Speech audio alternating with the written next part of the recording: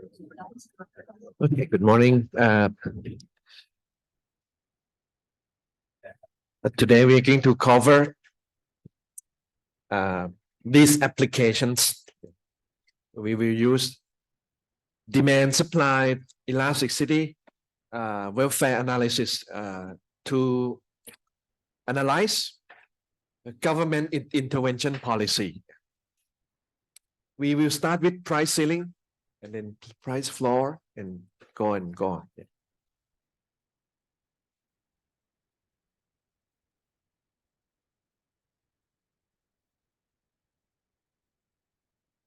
Okay, price ceilings start with definition.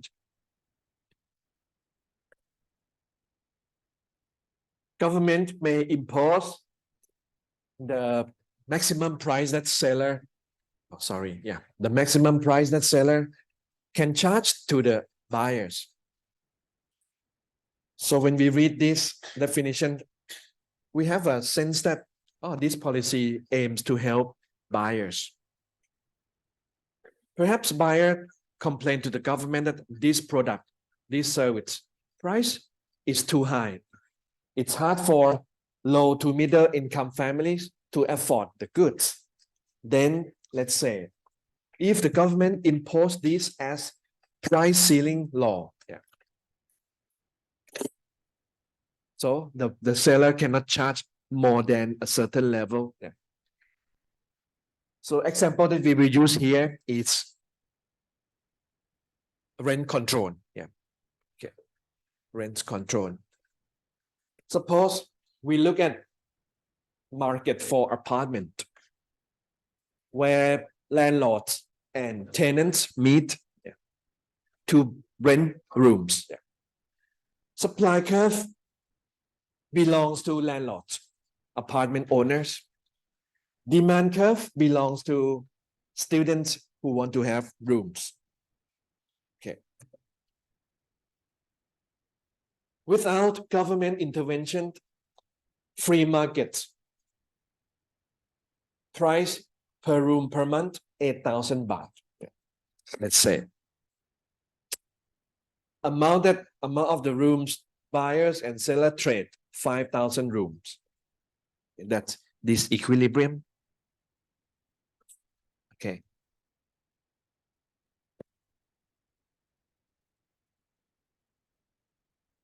Right? Now, let's say students make a complaint to the government that 8,000 baht, the price is too high, difficult to afford for low to middle income families. Then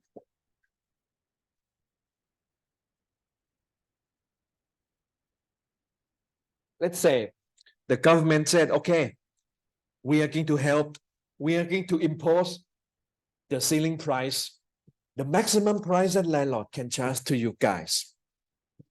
Okay, let's start then.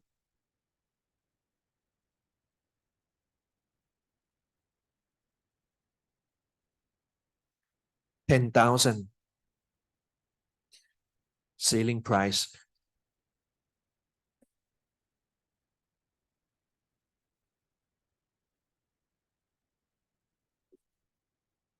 Okay, let's say the prime minister said, right now we already imposed the ceiling price, the maximum price that landlord can charge to you guys, students who want to have rooms around this campus.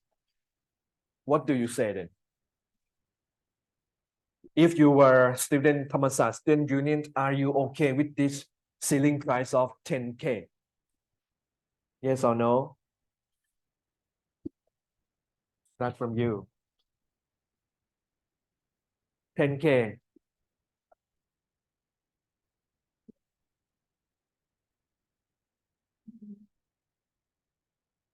You guys complain that 8,000 baht is too expensive. And then let's say I'm prime minister. I set the ceiling price for you, 10K. Now landlords cannot charge you guys more than 10K. The max is 10K that landlord can charge to you. Are you okay with this policy? No. Happy? No. Unhappy? unhappy. I'm not okay with this. Unhappy. Yeah. Why? It's Your opinion. too high cost. Louder. Louder. It's too high cost. Too high? What do you mean too high cost? Like Who would be your good friend to help you? She? Because it's too expensive. Which price too expensive? 10,000. No, 10,000 is the maximum price that landlord can charge to you. You went to the government house complaining that 8,000 baht you cannot afford. And then government Mr. Setha said 10K. It's like a digital money. Okay. 10K. Are you okay with this? Are you going to walk away? And thank you very much, Mr. Setha. I'm happy now. Are you going to say that to him? Or what would be your response to this? Okay? Or not okay? Not okay. Why? Because it's too high. Too high. The ceiling You price think this too high. problem will be solved or not? This problem will be solved or not? Because I can't afford. Because I still can't afford. how much? How much? At 8,000. No, I mean for your friends who cannot afford. Are you going to speak for your friends who cannot afford 8,000? Question is, this ceiling price help or not? No. Why? Because it's higher than the equilibrium price. I'm asking you. I'm asking you this, yeah? Okay. What Okay. is your nickname? Bond ค่ะ Pon. Bond. P-O-N-D. If Mr. Setha set ceiling price at 10,000 baht per room per month, that means now landlord cannot charge more than 10K. Can landlord still charge 8,000? Yes. Yeah. Then that's the problem solved. If the landlord still can charge 8,000, No. then no. Then you're not going to walk away from the government house because this policy doesn't help you. Then lesson learned is to make it effective. The ceiling price must not set above free market equilibrium price. Doesn't work. So that's why this title is the price ceiling that is not binding, not effective, is to charge above market equilibrium price. Let's take a look at this one. This one, another one. Let me check. Okay. Here.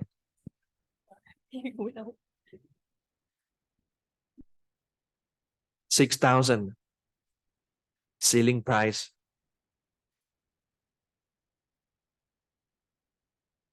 Are you okay with this? Yes. Because You its think ceiling price is become lower than the. now landlords are in shock because now they cannot charge you more than 6,000. Now 8,000 is impossible. It's not permissible by laws. Then to make it effective, the ceiling price must be set below the market equilibrium price. Thank you very much. Okay. You agree now? Yeah, okay. Okay. So let's learn from this page. Ineffective is on the left. Effective is on the right. Okay. Now. Okay. Now I'm going to draw this line here again. Let me see. Okay. 6,000 ceiling price.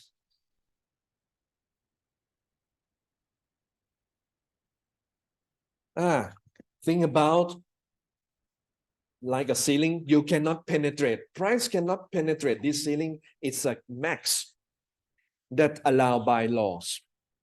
Now, landlord cannot charge any price above 6,000. Let's check their response to this law. Okay. Look, if landlord receive only 6,000, Let's see how many rooms they want to supply into the market. So the picture said, let me check the number. Okay. 3,000 would be quantity supplied that correspond to this ceiling price. Landlords will offer only 3,000 in total, offer only 3,000 rooms. Now check the response by students. If the price that they have to pay is only 6,000, not 8,000, how many rooms students want to buy, want to rent? 8,000. We got the situation now. Then as quantity demand, 8,000 QD is here. It's more than quantity supplied. We found shortage problem, not enough room for everyone who want to pay and get the room at this price. So shortage result. So that's the finding number one. Consequence of the policy. Effective ceiling price. The ceiling price create shortage. Why? Okay, as quantity demand exceed quantity supply. So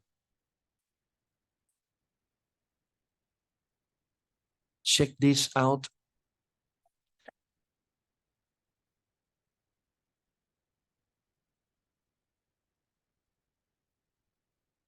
Now, stakeholders here, it's about 8,000 students. Some are happy who got the room and pay this ceiling price only 6,000. So about 3,000 students are happy students. 5,000 unhappy tenants, unhappy students who want to have rooms and pay this price but cannot find any rooms. Only 3,000 available. So price ceiling create happy buyers and unhappy buyers. Yeah. Okay. But at the end, we will see the overall effects on consumer, whether in aggregate consumers are happy or not with this policy. Okay. Consequence number two. Since only 3,000 room, it's available. Yeah, only 3,000 room. There must be a lot of students standing up and waiting for the decision by landlords. And now the seller, landlord, has to make a decision who will get the room. Only limited amount of rooms. Okay, we can think of first come, first serve basis. Yeah, มาก่อนได้ก่อน yeah. So we would expect to see the long queue. So students may have to wake up in the early morning, like at 3 or 4 a.m. to line up to get the queue. So this creates wasted full resources. Yeah. So people can use their time to do something more productive than waiting in line. Okay. So number two, landlords, if they cannot make a decision who should get the room, yeah, they may use the traditional method, จับฉลาก yeah, lucky draws. By using lucky draws, it cannot guarantee that, let's say, a student from Mae Hong Son, far away, will get the room. Yeah. If a student from Mae Hong Son, yeah, very far away, if I interview him, hey, what is the maximum price you want to pay for having a room around here? This guy may say, oh, 10,000. Wow, his willingness to pay is 10,000. But once this policy is introduced, this guy with the willingness to pay 10,000 may not get the room because it's unfortunate for him if he do the lucky draw and he cannot. Yeah. So that doesn't guarantee that who that would be willing to pay the high price will get the room. Instead, student very close to here may be lucky and get the room. Yeah. Okay. Third, landlords may also select people who can get the room by discrimination policy. Yeah. Race, religion, political preference. Yeah. Yeah. Okay. Yeah, this is called non-price mechanism. Okay. Number 3. This is a living condition in Mumbai, where the government imposed the ceiling price law. Why it look terrible like this? Because landlords get such a low price, they don't have incentive to provide proper maintenance. Like 6,000 here, a lot of people already want to have it. Why do you care to do a good maintenance for your properties then? So number 3 is about quality aspect. Price ceiling effect, not only number 1 is about quantity aspect. Number 3 is about quality aspect. If you visit New York, they also have 2 areas, yeah. Uncontrolled rent apartments and controlled rent apartments. If you walk to Brooklyn, you will see this kind of condition, living condition. Yeah. Number 4. As we know that the price ceiling create happy stakeholders and unhappy stakeholders, we want to use our powerful tool here, welfare analysis template, to say who gains and who lose from this price ceiling policy. Okay. So this is a template for doing welfare analysis. We have consumer surplus, the quantitative measurement to measure consumer happiness when they join the market under the certain environment.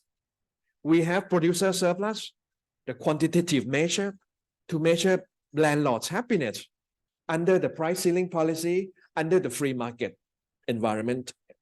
And we sum them up, it becomes total happiness. We call total surplus. Yeah. That's by row, yeah. Consumer, producer, and total. By column, 2 scenarios. Without government intervention, it's called free market. Yeah. With government intervention, here, price ceiling. And the last column is about change in welfare. Change. Yeah. Oh, change. Delta. We are ready to do this. Yeah. Let's label the area first.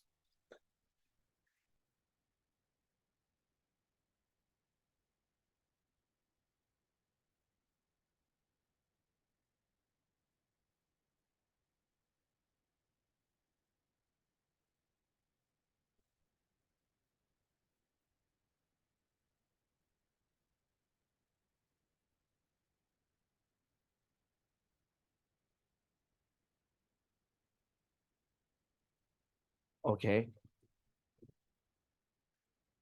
A until K. Yeah. Okay, let's close this demand curve.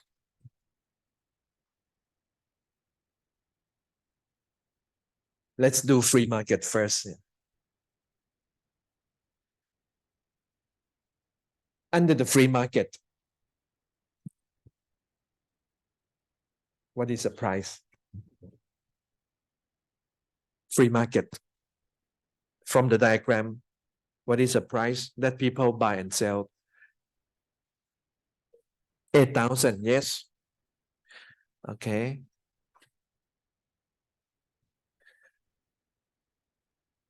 And quantity, trade. 5,000 rooms. Thank you very much. Okay, this is market equilibrium. Free market equilibrium, yeah. Q 5,000. So, next, consumer surplus, please. Thank you very much, A and B. Yeah. Area under the demand curve above the price that buyers, the tenants pay, A, B. Okay.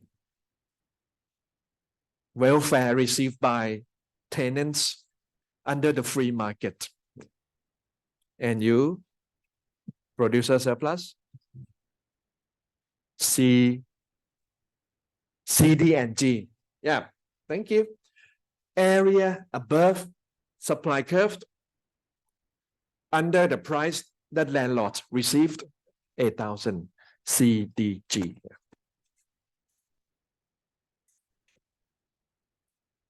So, welfare analysis tell us that without the government intervention, the market for apartments create total happiness, represented by the area A, B, C, D, G. That market could offer to stakeholders who join buying and selling. Yeah. Okay. Now, price ceiling.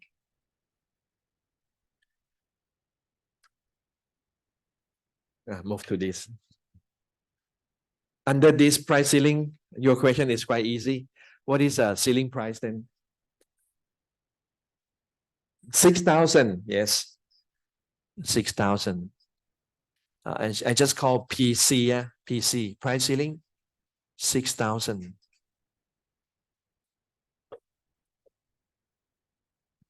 How many rooms being exchanged between landlords and tenants under the price ceiling? What is the queue? Yes, 3,000 room only. Transaction stop here, yeah. Because landlords only offer, according to this price, corresponding quantity supplied is 3,000. So queue is only 3,000 rooms trade. Now we are ready to do welfare analysis.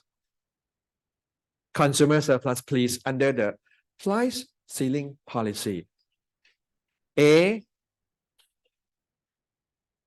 B, C, A, B, C, D.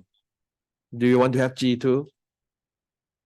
No, you want to have only A, B, C, D. Agree or disagree? Agree or disagree? A, B, C, D. You want to have something else? Area under the demand curve above the price that tenants pay.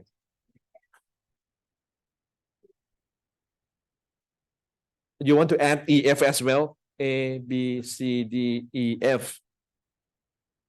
Thank you very much. A, B, C, D, E, F. But for you, only A, B, C, D. She add EF.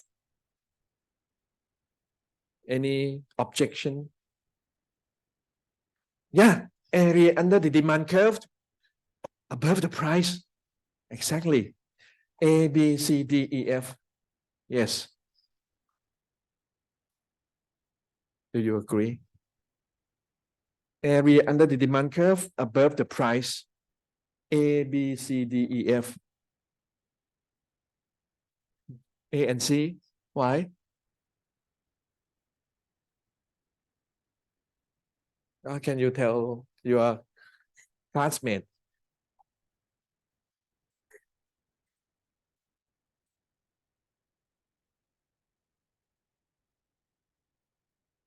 Only 3,000 rooms trade.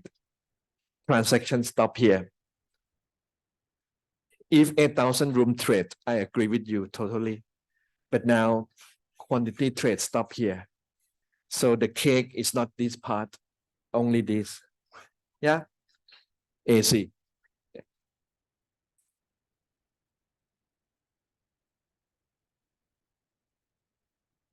That's why when you do the policy analysis, you have to make sure that where is the queue, the amount that people buy and sell.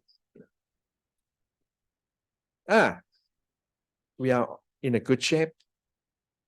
Producer surplus start here then. Hello. Producer surplus. G. Thank you. Landlord receive only 6,000 and landlord supplied only 3,000. Area above supply curve under the price landlord receive area G. So market under this intervention create the total surplus only ACG.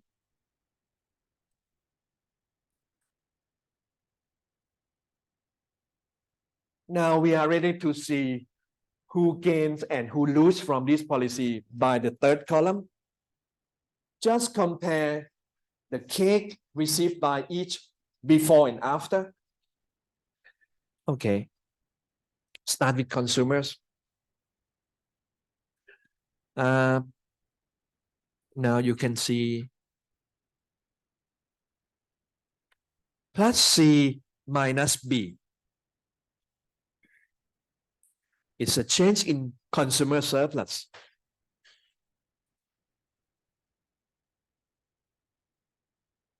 Given this diagram, C area is bigger than B, right?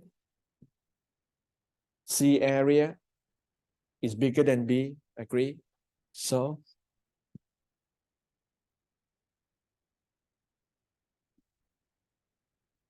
even though this policy create unhappy students and happy students, but in aggregate, welfare improving on the consumer side. Yeah. Change in welfare, change in consumer surplus is positive. That means cake right now, compared with the cake under the free market, the right now here under this policy is bigger than this. AC is bigger than AB. So consumers are better off. Yeah. Okay, let's put this word.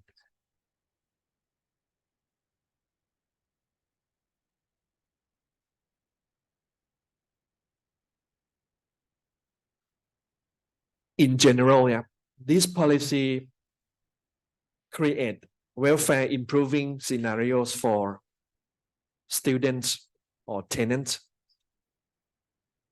Landlords, no doubt, from CDG, only G left. Then the loss in welfare occurred. Minus C minus G. So producer are, we use the term worse off, แย่ลง yeah. Worse off.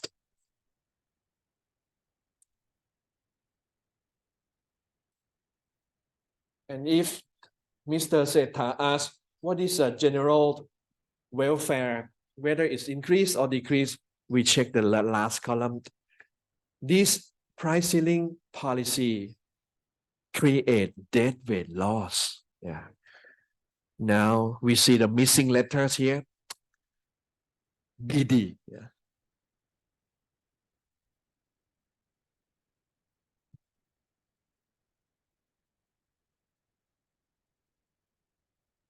BD is a deadweight loss.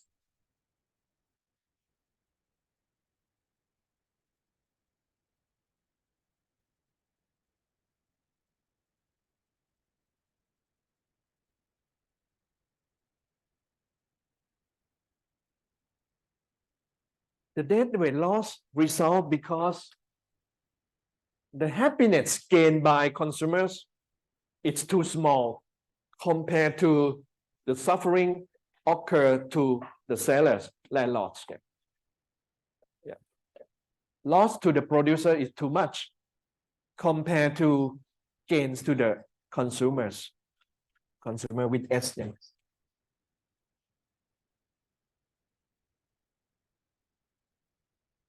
So this policy create market inefficiency. Yeah. Because it's reduced size of economic pie by the size of BD. Yeah.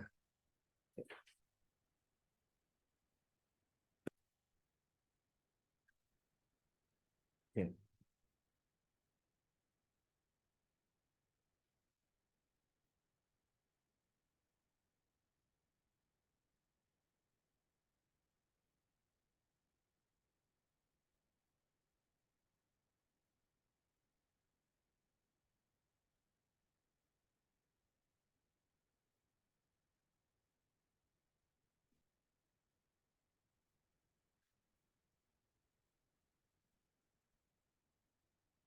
Okay. Then you may wonder,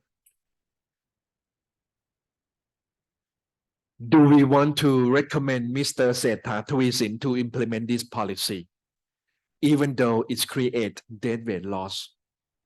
This question is a normative question. Yeah. Different people, different value judgment. Okay.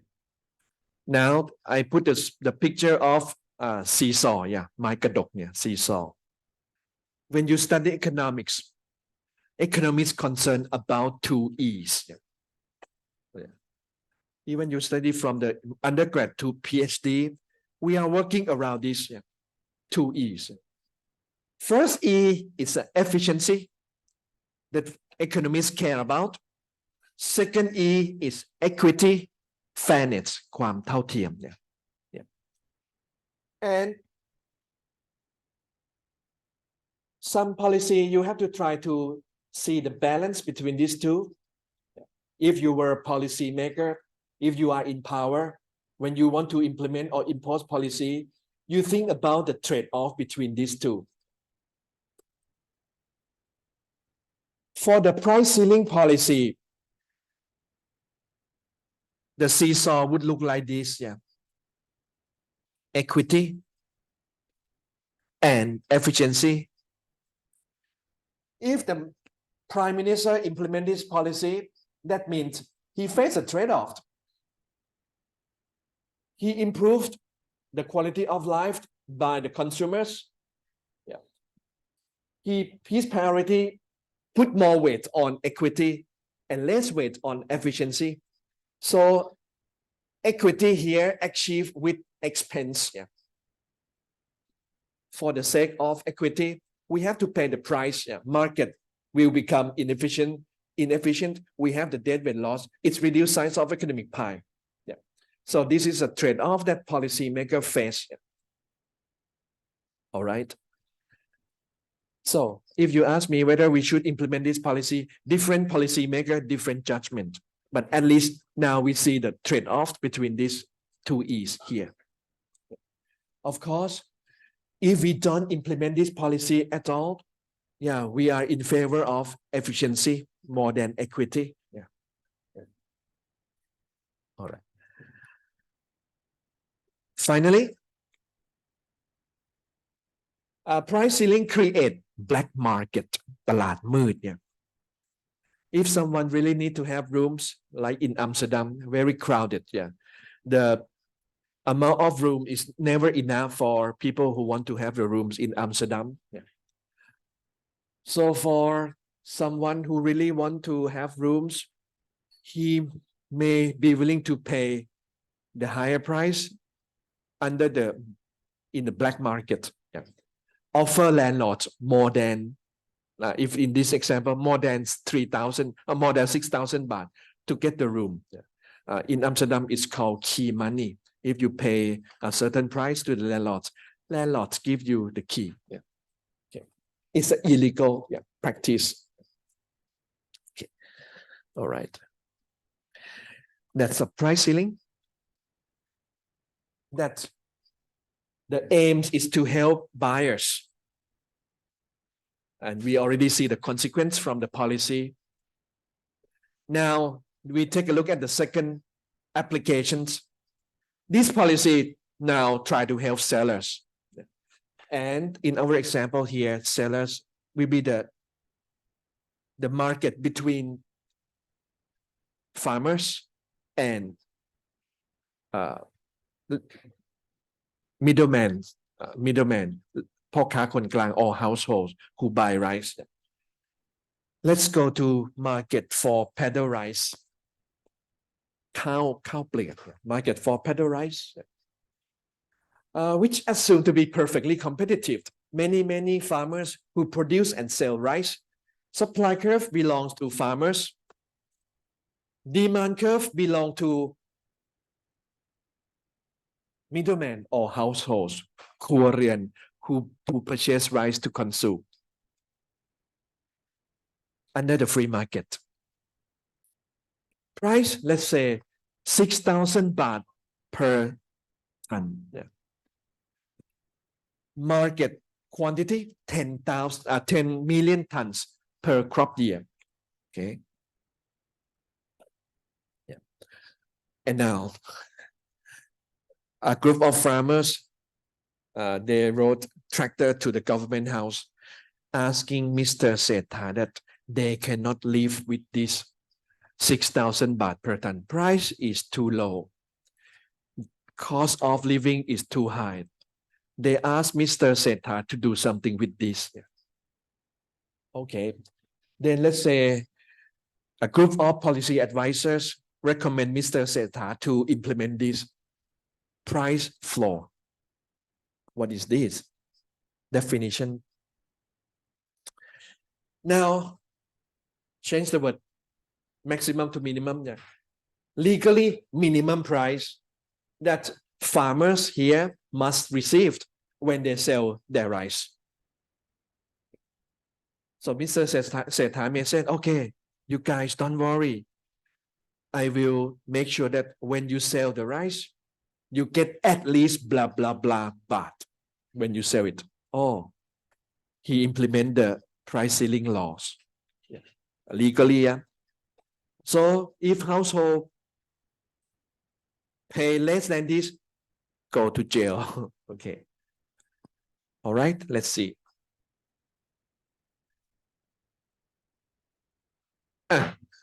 We have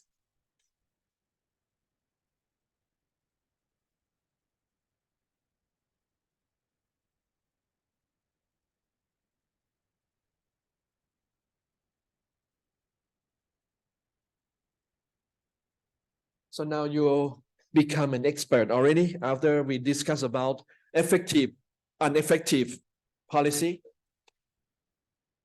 So there are two possibilities. Let's say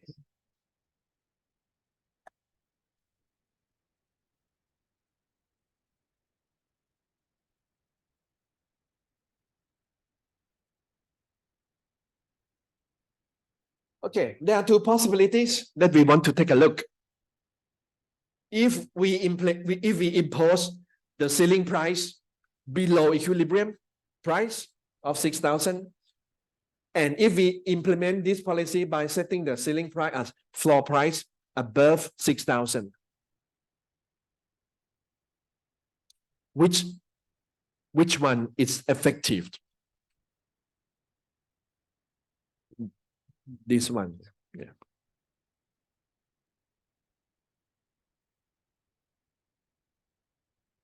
Okay, let's take a look at the one that is quite stupid to do first. Yeah. If Mr. Setha said something below 6,000, the farmers still there at the government house, they are not going to go back home. They will put the tent and stay there for months. If 4,000, that means the minimum price that sellers must not be less than 4,000. The minimum price seller must get, the farmers, must not be less than 4,000. Oh, then 6,000 still okay. Not against the law. Then middleman household still pay 6,000. Market equilibrium still there, like a free market. Nothing happens here. If the law says 4,000, nothing. Yeah, we just get the free market scenario at the end. Price 6,000, amount 10K, 10 million tons, bought and sold. Nothing happened. But now, if the government said from now on, farmers must get at least 10K when they sell their rice, must get at least 10K, then now paying the farmers 6,000, it's impossible now, against the law. So this price floor that implement above free market equilibrium price, it's effective, create economic impact. How is the impact? Let's take a look.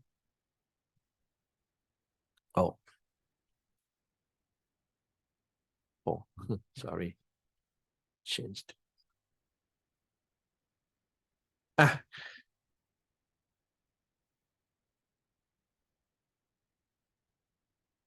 Price floor.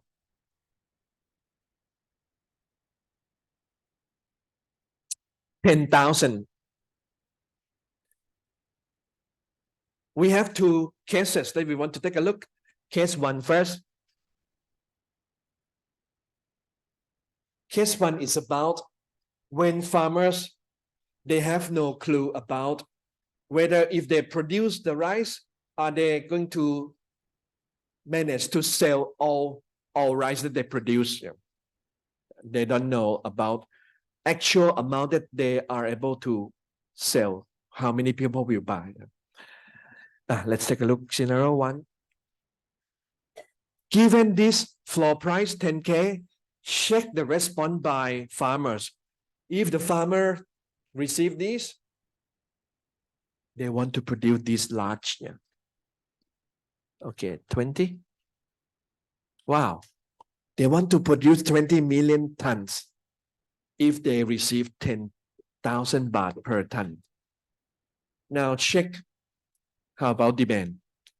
Buyers, which include households and middlemen, given this such a high price, higher than 6,000 free market equilibrium price, they want to buy only, 5. This is quantity demand, this is quantity supply. And given our knowledge, we already see the problem emerge.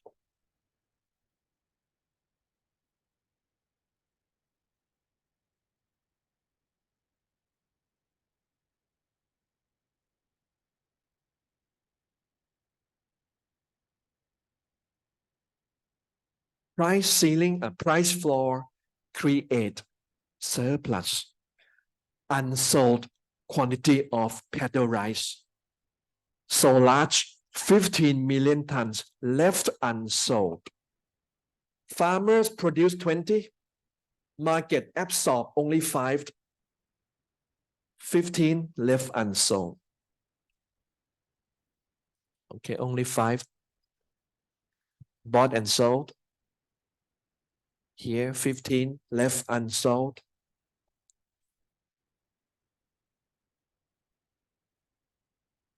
Okay, 20 is here.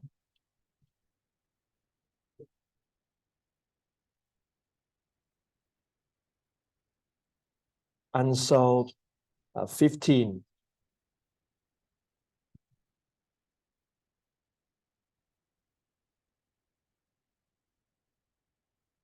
So who gains and who lose from this price floor policy? Would the policy really help farmers or actually harm the farmers? Let's check. Okay, before that, we put letters on the picture first.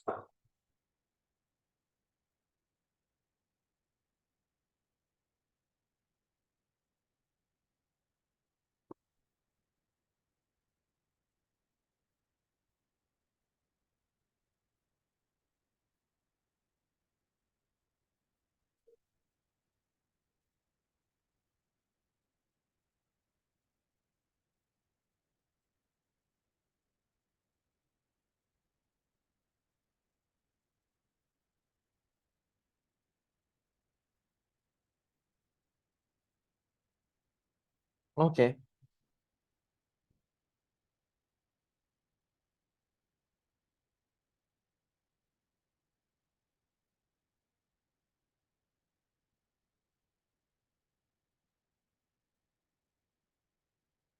Ready? Free market. Hello. Free market. What is a P and Q?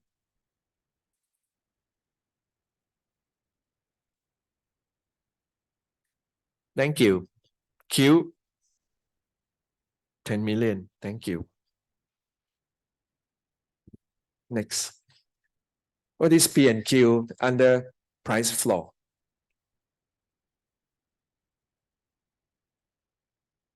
Price floor. What is the floor price? 10,000. And how many rice bought and sold under this? 5 million. Thank you. So PF is 10K. Quantity trade, it's 5 million. Q equal to 5. Now we are ready to do the welfare analysis. Free market, consumer surplus, please. What is your nickname? Your nickname? Ploy. Okay. Which area? ABC. How do you know? What is the definition? Area. Consumer surplus is the area above equilibrium price and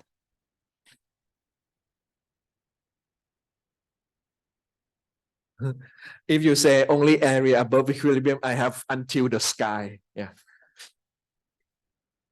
Under the demand curve. Yeah. Okay. ABC. Thank you. And from ploy to nickname, Gene. Producer surplus, FG. Thank you. And sum them up becomes total happiness received by stakeholders under the free market. The well-fed market could generate for stakeholders happiness to the buyers, happiness to the sellers. Yeah. Now, price floor. Consumer surplus. What is your nickname? Pink. Okay. Which area? Only area A. Why?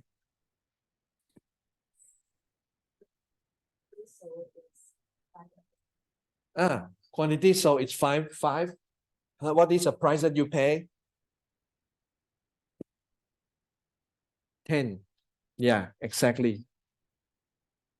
Wow, from A, B, C become only A. We already see immediately that this policy, households are not happy with this policy. Yeah, household who purchase the rice, you can see already that from the larger triangle ABC become only A. Triangle shrink from ABC become A.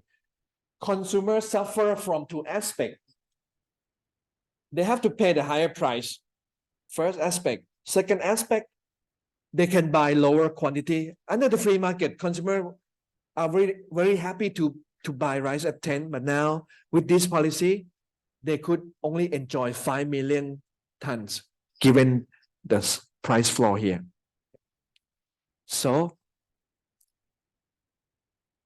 if you want to ask intuition, why negative, why reduce, why loss in consumer surplus occur? Consumer has to pay a higher price and buy lower quantity. That's the intuition. Create this unhappiness. Okay.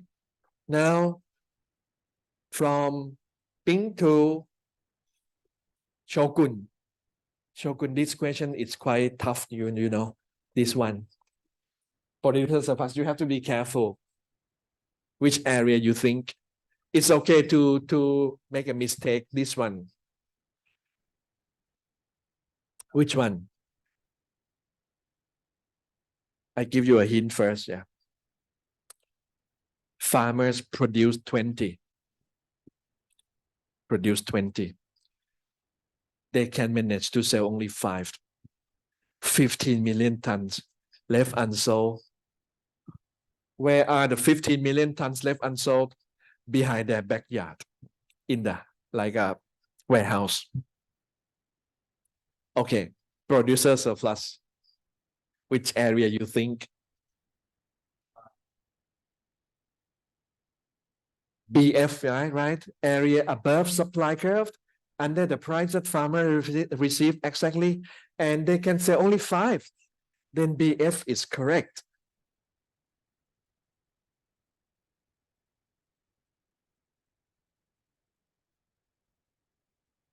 BF is correct. But how about cost of producing 15 million left unsold? Which area represent cost of producing this unsold quantity of rice, 15 million? Which area represent this? Can you guess it? C, CG,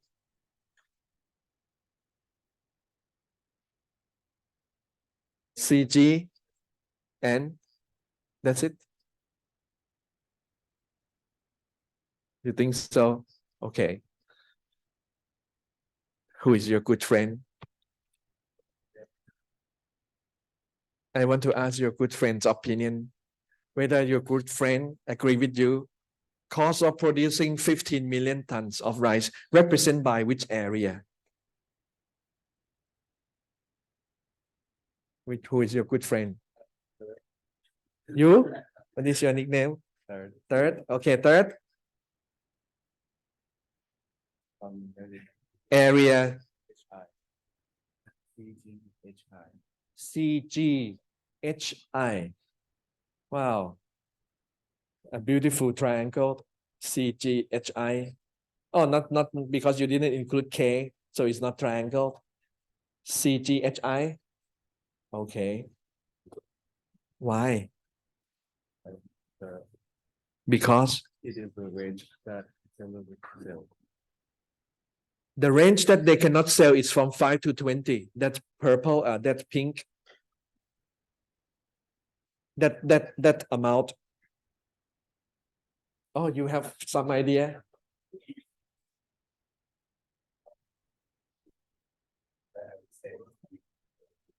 CG and D.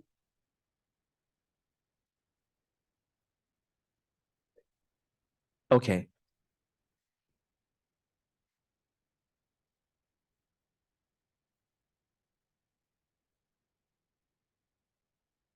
From the previous chapter on producer surplus, you think of many sellers on the roof of this curve. And what we discussed is the length from the vertical distance from the ground to the roof, reflect cost to the seller. If you ask this guy, what is his cost if he want to sell his shoes in that example, he would say this. So distance from the ground to the roof of the supply curve, measure cost to the seller. Then with this knowledge, farmers cannot sell from 5 to 20, that's 15 millions. Cost to produce this amount represented by area under the supply curve, yeah, like this.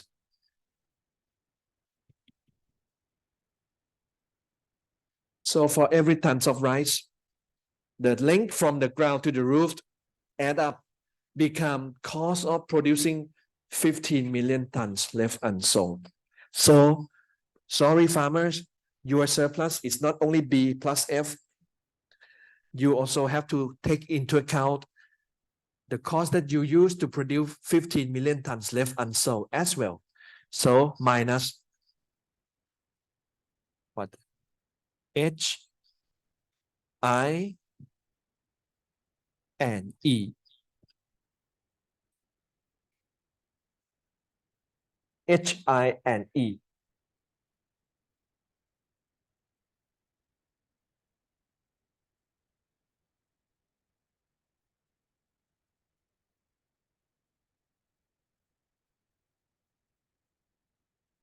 Here.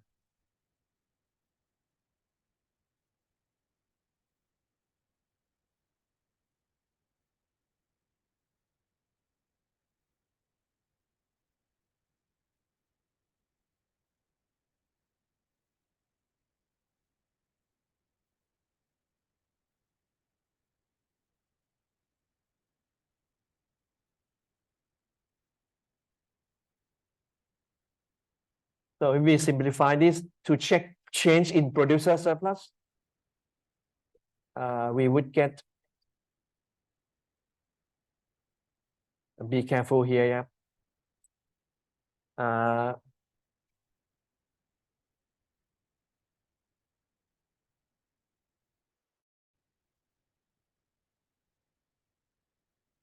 plus B. F cross out here. Plus B minus G.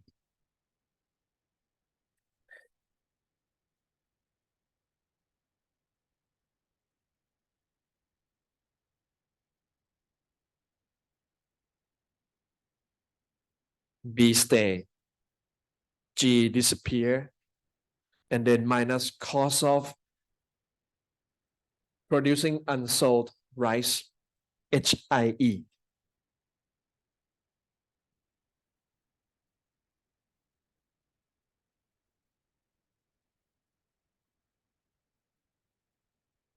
So now the economic analysis suggests that under this case, this policy doesn't help but hurt farmers. Yeah, look at loss that occurred. Only that green plus B minus G minus S minus I minus E. Yeah. Now, finally, total surplus.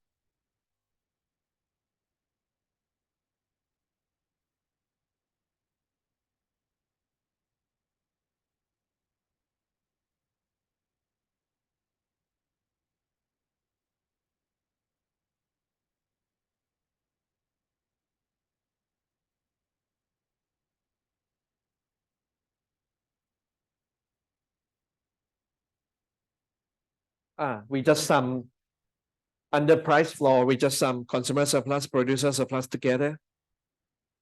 We got this.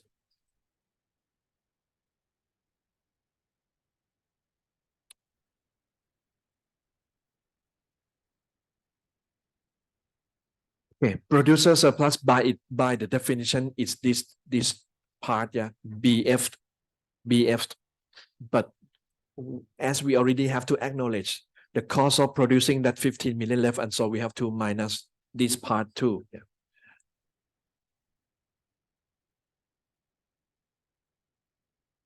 So actually, if you ask only what is the surplus, total surplus under the price floor, yeah, you think about this ABF, yes, consumer surplus plus producer surplus, but we have to deduct this part as well. It's a wasted resources in the society that have to produce something that nobody wants to buy. That's HIE. Now, change in total surplus will be here.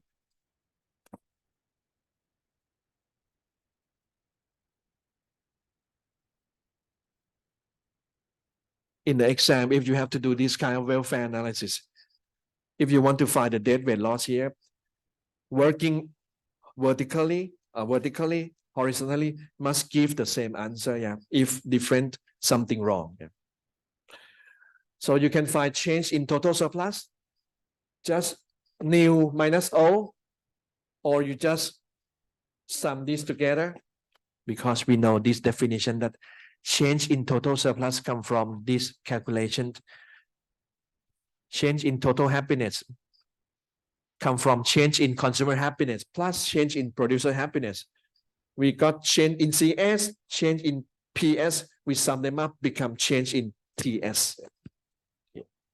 Okay, I'm going to do this method. Plus B minus B cross out. Then left is minus. Okay. Minus C minus G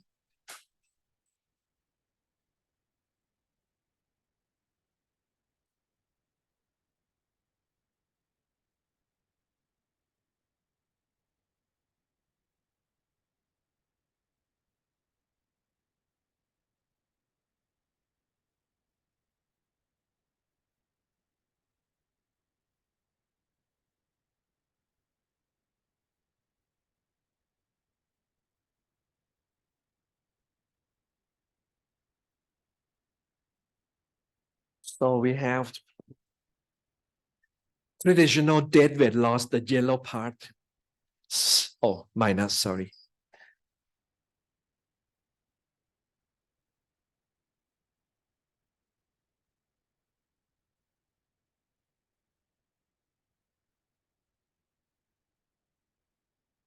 CG, standard deadweight loss that occurs. And HIE, we don't call this deadweight loss. It's a cost of producing goods that left unsold, wasted resources.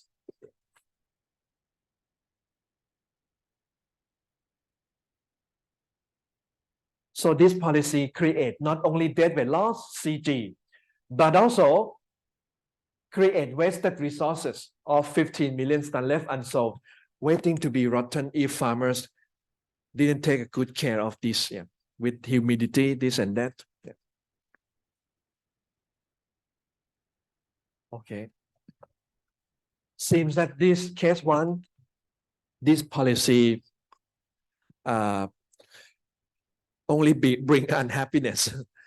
Household unhappy, farmers pissed off for sure. Then total surplus also deadweight loss and wasted resources failed. Case one. Case two. Okay, now you can say worse off, worse off, worse off. Consumer as a whole worse off, producer as a whole worse off, society as a whole worse off. Yeah. Now we look at less severe case. Yeah. Even though it's not realistic, but we take a look if this is a case.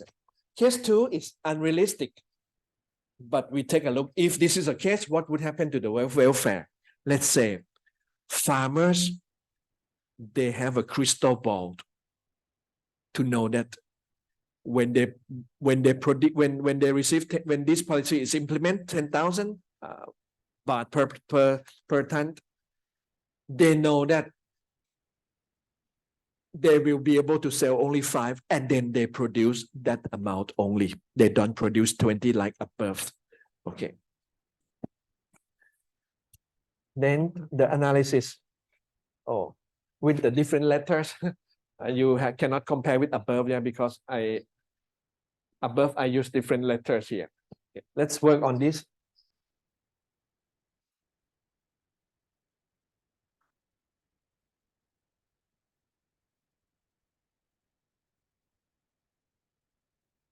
Okay, everyone now already familiar with this.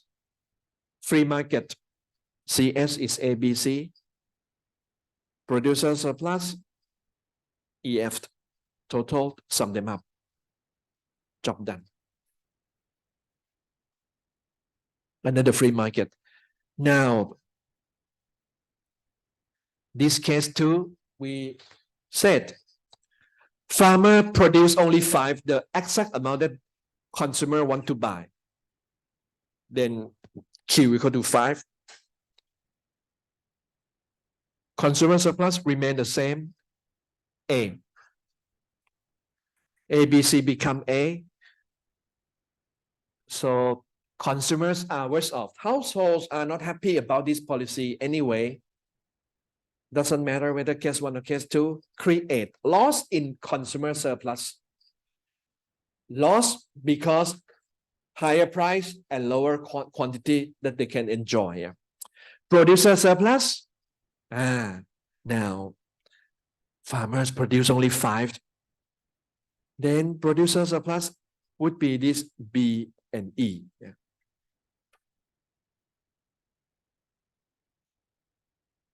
Area above supply curve, under the price that farmers receive 10,000, that's B plus E.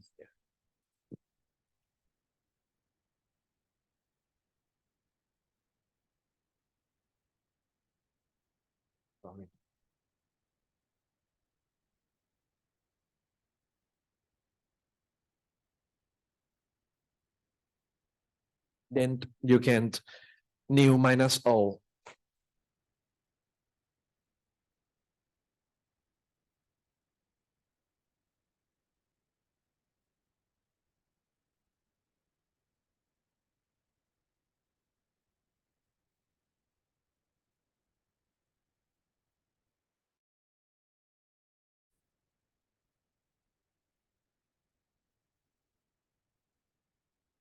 Plus B minus F.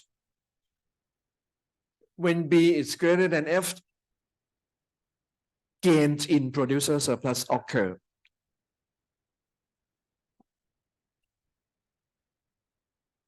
But you know, this is not only the truth. Yeah. It depends on the shape of demand supply curve. But in this case, if area B is bigger than F, then welfare gain to the producers, to the farmers. Okay. Now, total surplus.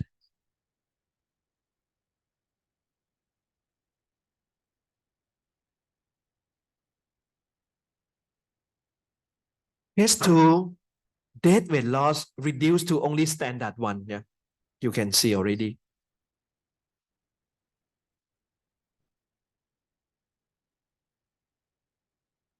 But above case 1, we have deadweight loss plus wasted resources. So let's call this CF, standard deadweight loss. The same area, even though we use different letters. Yeah, CF in this case too. Case 1 is CG. Yeah.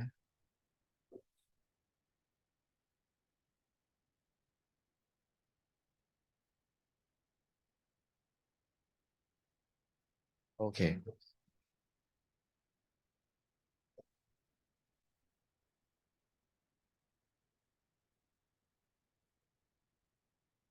So finding in this case,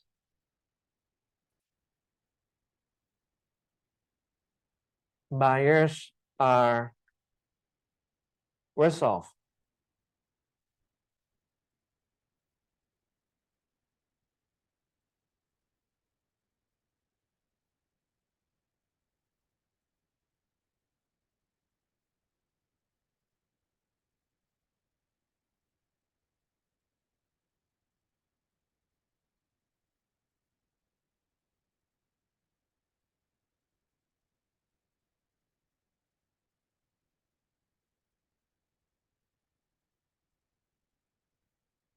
The main findings in case 2,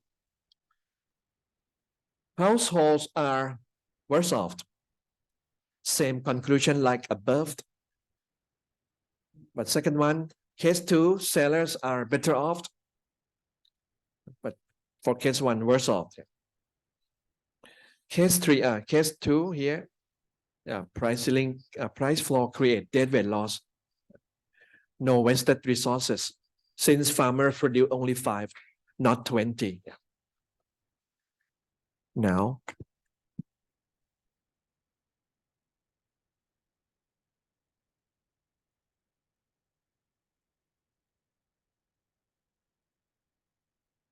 okay.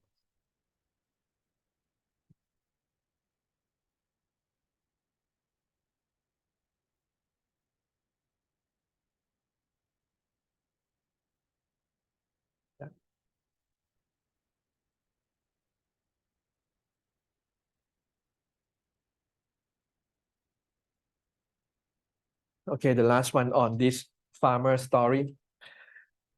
Okay, we modify story a little bit. We got this price support.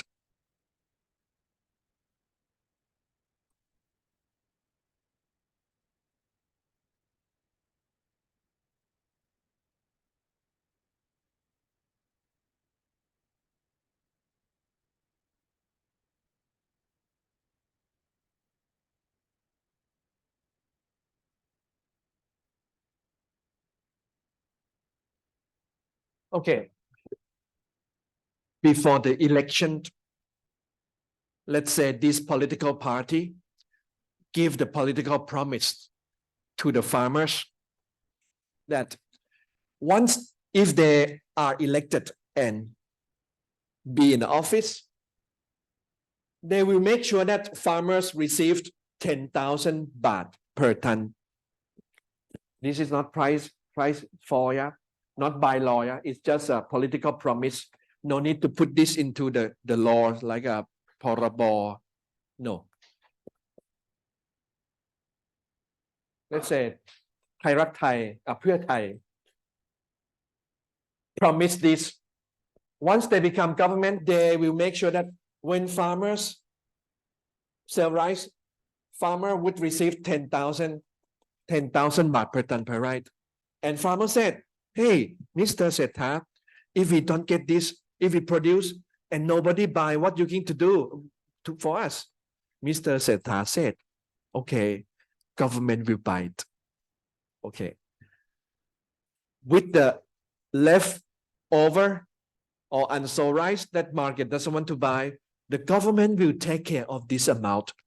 Let's say this is a promise. This is called buyout. Yeah, buyout. Act like a Santa Claus. Yeah, buy the leftover and put into the government warehouse in many provinces. Yeah. We call องค์การคลังสินค้า yeah, or คส yeah, under the Ministry of Commerce. With this, when farmers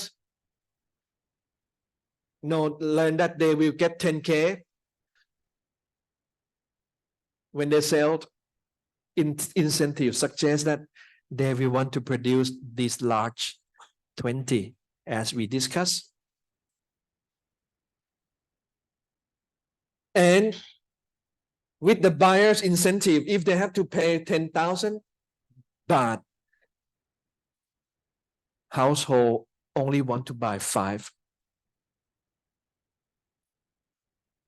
Then the Santa Claus, the government, have to take care of 15 million. Yeah.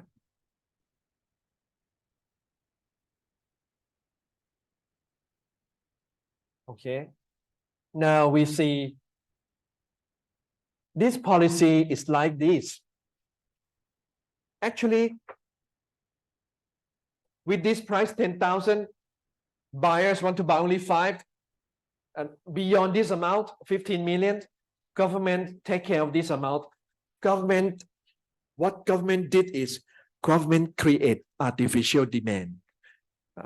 Virtually, it's like a government buyout. It's like demand for petrol rice is so large until this. So buyout. Yeah. Now we check welfare analysis. With this price support and government attempt to buy out the leftover rice, who gains and who loses from this policy? We check whether next election this political party will be re-elected or not by this economic analysis. Yeah. Okay, free market first. Free market price is 6,000. Q is 10. Yeah. Under the free market, okay, now you are expert already to do this.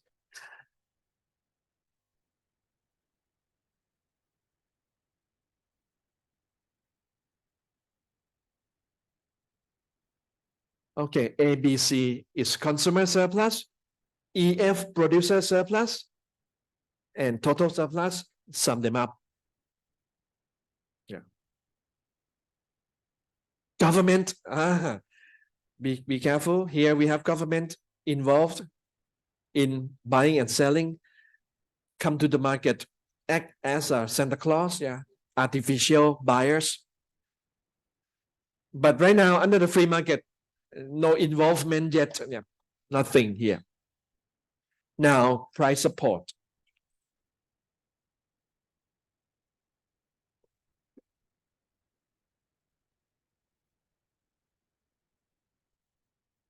Price support, P equal to 10,000. Yeah.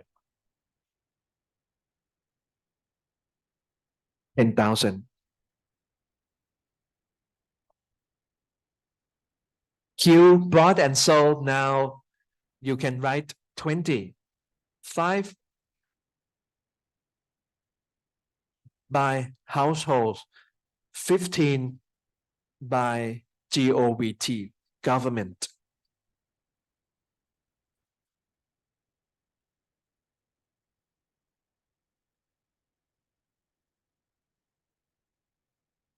Okay.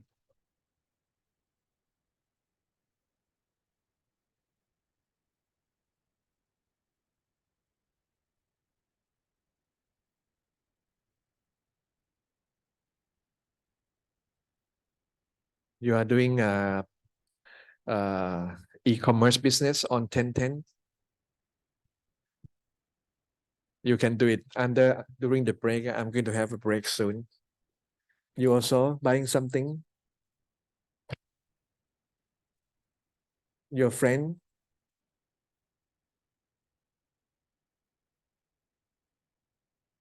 Price support. What is a consumer surplus price support?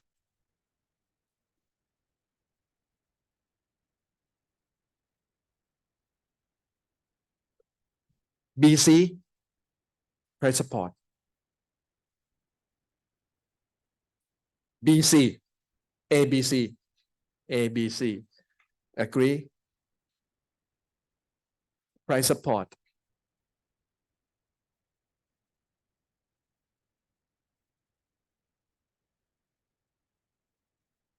D. D.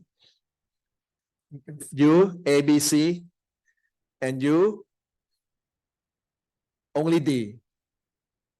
Only D. ABC. And you?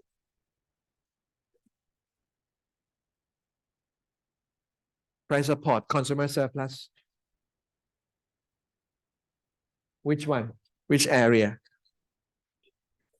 A. Why A? What is a price that households pay then when they want to buy rice? What is the price that you pay when you want to buy rice under this scheme, price support? 10,000.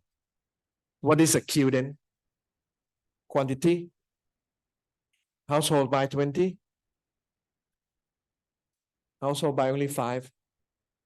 Right? Okay. Then area of consumer surplus? A. Thank you. You agree? What is a consumer surplus?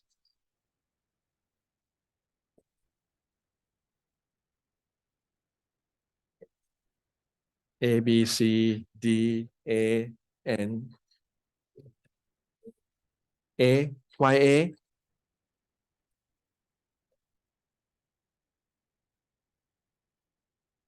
And Q is quantity. Household buy 20?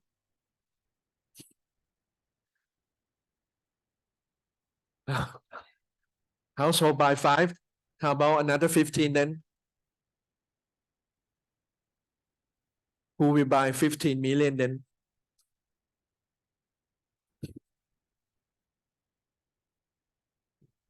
Government. How do you know?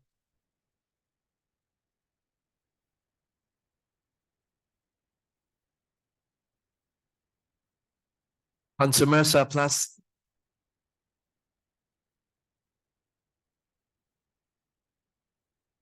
Yeah. Buyers pay 10,000.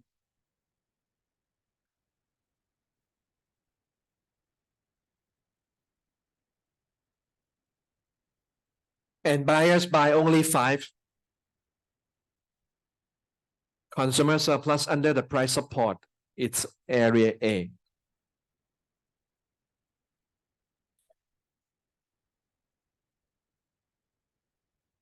I'm asking another question, maybe to you.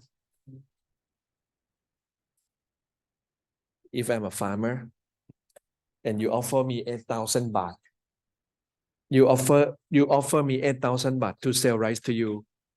You think I will sell to you or not?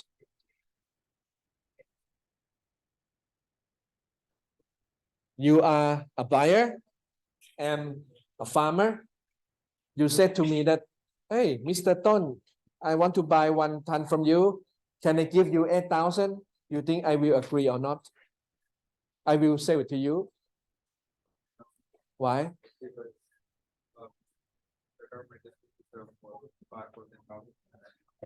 He is right.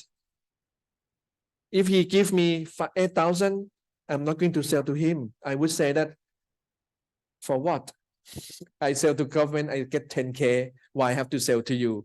Then when government say this as a promise, household also have to pay this price when they want to buy rice. If household don't pay 10,000 at least, they will not be able to get rice. Yeah. Farmer will sell all to the government. Okay. Now producer surplus. Which area? Farmers get 10,000 baht per ton. Farmers manage to sell 20.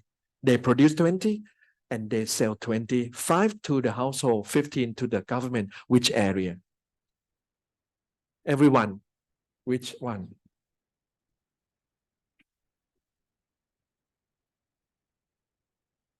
Five letters. Area above supply curve under the price that they received until 20 million. B, C, D, E, F. Yeah.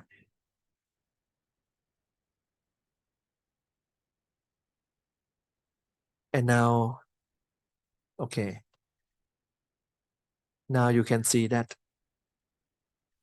this political party will be likely to get re-elected next election because it creates welfare gain to the farmers, the main voters across the country, B, C, B, C, and D.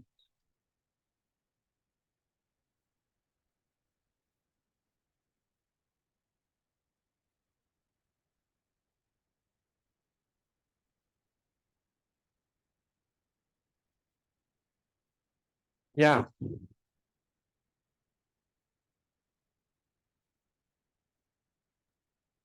So economists can predict that there is a higher chance for this political party to get re-elected for the next election when they implement and carry on this policy.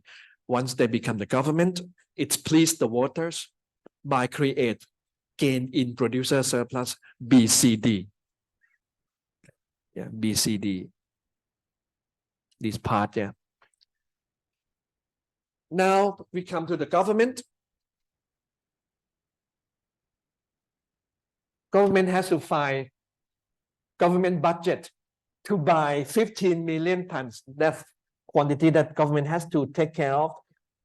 That's a Q, 15 million Q. What is the price then? 10K. Q times P. Wow. This government size of government budgets. 10K per ton times 15 million tons.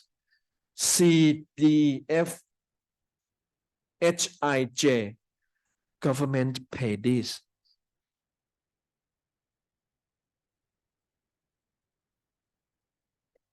Minus their pay.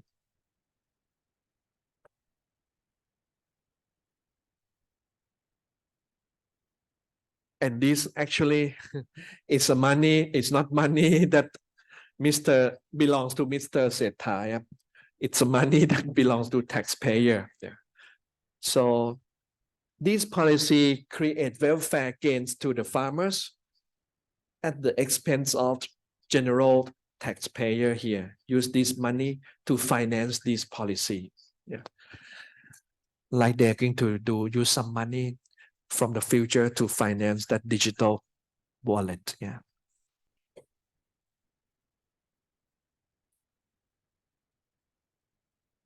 So CDFHIJ budget used to finance the cost of buying leftover rice that market doesn't want to buy. Now, wow, a lot of letters here.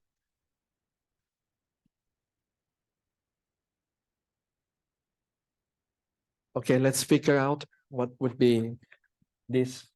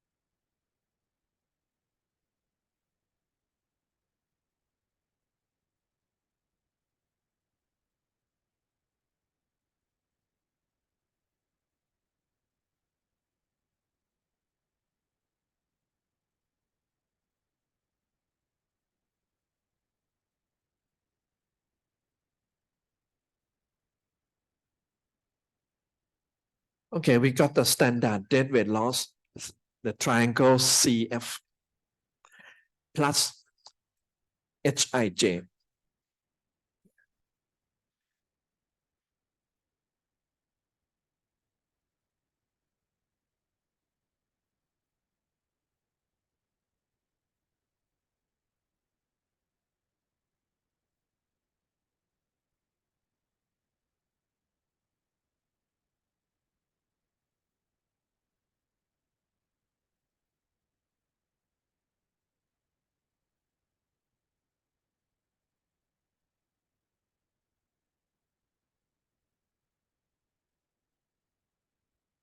Okay, the welfare analysis delivered this result. Consumers are worse off. Farmers are really welcome about this policy. Yeah.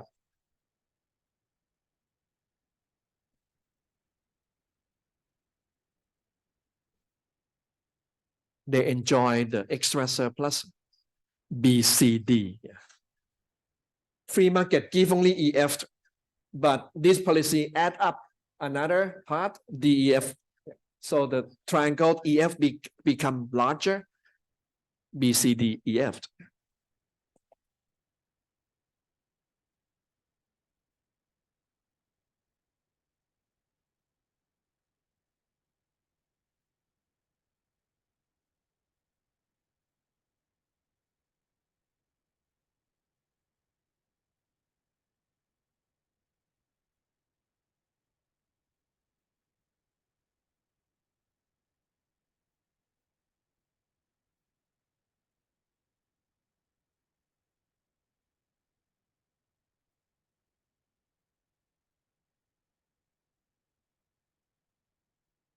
Government finance the policy at the expense of taxpayers' money.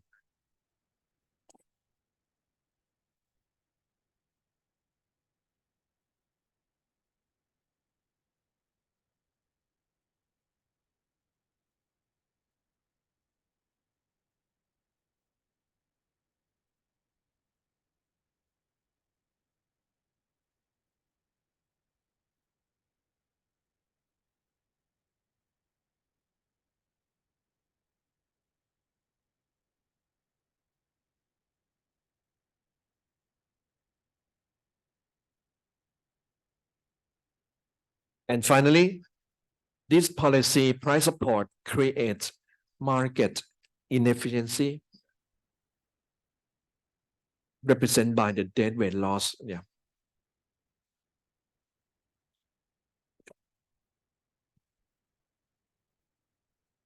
Okay.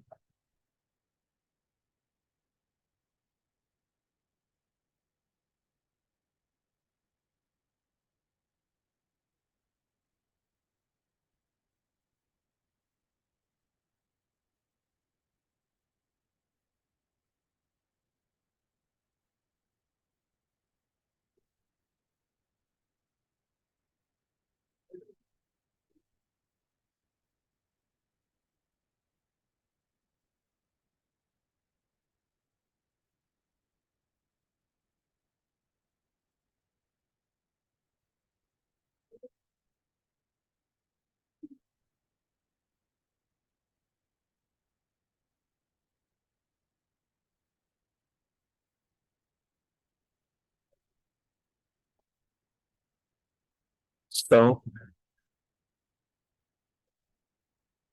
final thought. You look at this BCD, look at the area of BCD. Check what is the shape of this. This is BCD.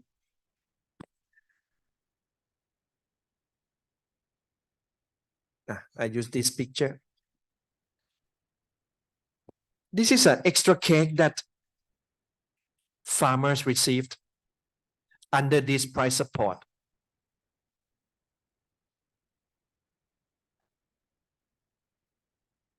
Okay, if you were a prime minister and your goal is to deliver this size BCD, instead of using the government budget and create a lot of dead weight loss and wasted resources from using the government money, the budget. We ask the question, hey, if you want to give BCD, why don't you just give BCD area this amount of money direct transfer to farmers directly? You don't need to do that kind of thing, wasted resources a lot. Then, is there any better method to give the same thing but cheaper? Yes, there is. Just directly transfer this amount of money to the farmers. Yeah. Okay. You may think about the who will get how many depends on how many rights that they own. Yeah. And they have to register their amount of land with the, let's say, a bank, government bank, and then they receive a portion of this money according to amount of land that they own. Yeah. Instead of doing that policy. Yeah. So this policy is about no need to implement that kind of price support. You just let farmers trade at the free market. No need to intervene. Plus, give this purple to them. We call direct transfer. It's more efficient. Okay. Okay, let's take a break then.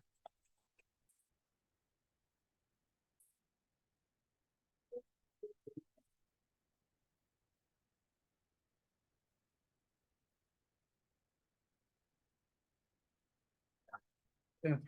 ว่าผมทำตัวแฟนเราคืออันเนี้ยที่แบบเป็นจริงในไทยอ่ะมันไม่ได้เป็นคอมพิวเตอร์เซิร์ฟใช่ไหมผมสามารถเติมอันที่3ตรงเนี้ยแล้วเขียนมาเป็นโปรดักชันลอสเลยไม่น่าผมรู้สึกว่าตรงเนี้ยมันไม่ใช่แบบ คือยังไงใช่ก็คืออาจารย์ผมเน้นอยู่ว่าเราไปเขียนไว้ตรงนี้แต่ว่าคิดเป็นลายนะว่ามันไม่ใช่โปรดิวเซอร์แต่ว่ามันเป็นอะไรที่ชาวนาเขียนไปแต่ว่าจะบอกไปแต่ว่าเป็นก็คือได้เหมือนกันแต่ว่าในที่สุดแล้วมันคือส่วนที่คนสวยคือโปรดิวเซอร์นั่นเอง ผมสามารถเพิ่มตัวนี้ไหมข้างล่างซับข้างล่างว่าแบบ loss by unsold inventory อะไรใดๆ ก็ได้ก็ยังจะแยกออกมาแต่ว่าคนอื่นก็จะไม่มีอะไรก็ได้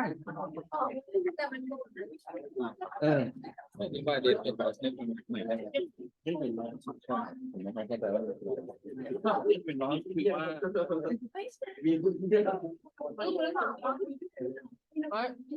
คือตอนนี้ transaction เนี่ยมันอยู่แค่ 3,000 มันอยู่แค่ 3,000 ห้องใช่ไหมครับผมถ้ามันเตรียมมาเสร็จมันอยู่ที่ 5,000 ทีเนี้ยพอเราไป implement this policy เนี่ยมันทำให้คนซื้อคนขายตรงนี้เขาไม่มาเจอกันถ้าคนนี้ที่อยู่ตรงส่วนของเส้นดีมามาเจอกันตรงนี้ที่เป็นส่วน supply ให้แรงระบบซื้อมาเจอกันแล้วก็เทรดกันที่ execution เนี่ยมันก็จะไม่มีการ loss เกิดขึ้นแต่ก็ที่ว่าเราไปหยุดตรงเนี้ยเราไม่ได้เจอกันก็ไม่เกิดความสุขเกิดขึ้นมันก็เป็น loss ก็คือมันสามารถเป็นเกณฑ์ของโปรดิวเซอร์ได้ไหมครับเพราะนี่เหมือนในเกี่ยวกับคือทำให้ได้ให้คนที่หัวเราะดีใจกับคนที่ก็คือส่วนนี้ให้คนที่ร้องก็คืออันนี้แค่เขียนเพิ่มเฉย เขียนเพิ่มเพราะถือว่าถ้าเกิดเล่นนี่กันแล้วมันเกิดเป็น losing เพราะว่าไอ้คนที่มันร้องไห้อยู่เนี่ยมันโศกเศร้าเสียใจกับ policy เนี้ยมันมีเยอะกว่าคนที่กำลังหัวเราะอยู่ครับผมไม่ได้วัดที่จำนวนคนนะวัดที่ความรู้สึกของคนดูเลย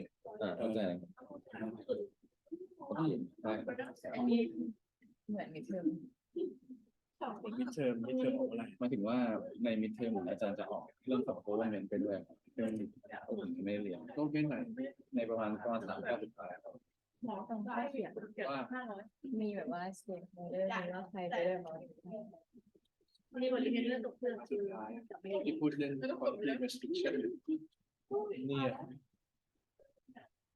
ดูนะต้องการเหรอใช่ป่ะใช่ข้อการ3 ก็ใช่ก็อยู่ในหน้าสุดท้ายเนี่ยทำไมจะไม่ได้เรียนไปแล้วพูดไปครั้งสุดท้ายเลยเนี่ย dead weight loss ตึ๊ดทำไมจะไม่ได้เรียน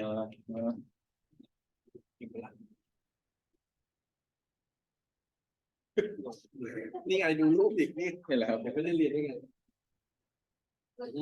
โอเคครับแต่เขาก็ไม่ได้ถามอะไรซับซ้อนเขาถามอะไรนะยิ่งก็นี่เขาถามว่าถ้าจำได้ไม่ผิดนะ quantity restriction ถ้าเกิด restriction มันมา restrict เยอะๆไอ้เหลืองๆนี่มันก็จะใหญ่ขึ้นเรื่อยๆถูกป่ะถ้าเราไม่ตั้งกำแพงเนี้ยมันต้องถามประมาณนี้มั้ง ใช่ครับประมาณนั้นครับ เพราะถ้าเดทเรทเราจะยิ่งเยอะขึ้นถ้าเกิด เขาใช้ก็เห็นมีมือออฟเป็น แต่ช้อยเหมือนจะมีเป็นอะไรนะ